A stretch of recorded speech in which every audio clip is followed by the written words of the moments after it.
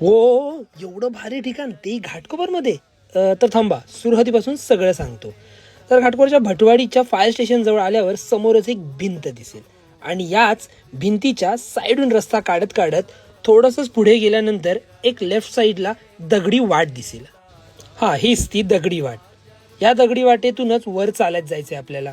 चालत असताना हलक्या फुलक्या जंगलातून मस्त छोट्या मोठ्या अशा ह्या ट्रेकचा आनंद घ्यायचा आहे. त्या दगडं टाकून ठेवल्या असल्यामुळं अगदी वरपर्यंतचा रस्ता इझिली सापडतो. आणि या ट्रेकची सगळ्यात खास गोष्ट म्हणजे प्रत्येक टर्नवर तुम्हाला एका सुंदर आणि मस्त असा व्ह्यू दिसणार आहे. त्याच व्ह्यूचा आनंद घेत नॅचरल हवा खात खात आम्ही तिघे अशा रीतीने वर चालत होतो.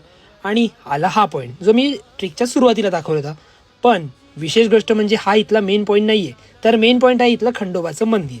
तर त्यासाठी अजून थोडं वर जायचंय आणि वर जात असतानाच हा ट्रेक आहेच जो छोटासा आहे, सुंदर आहे. आणि त्यानंतर येतो हा पॉईंट ज्याला मैदान किंवा हेलिपॅड म्हणून पण बोलतात.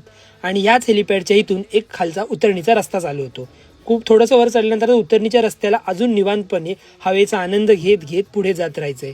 पुढे जाताना तुम्हाला मस्तपैकी झाडं आणि नॅचरल हवा मिळणारच आहे. आणि त्यानंतर एक टर्न येईल जेव्हा तुम्हाला मानवी वस्ती दिसायला लागेल आणि त्या वस्तीतच हे खंडोबाचं मंदिर दिसेल. आणि थोडंसंच खाली उतरल्यानंतर हे आलं ते खंडोबाचं मंदिर. अगदी जुनं असलं तरी पण खूपच सुंदर असं हे मंदिर.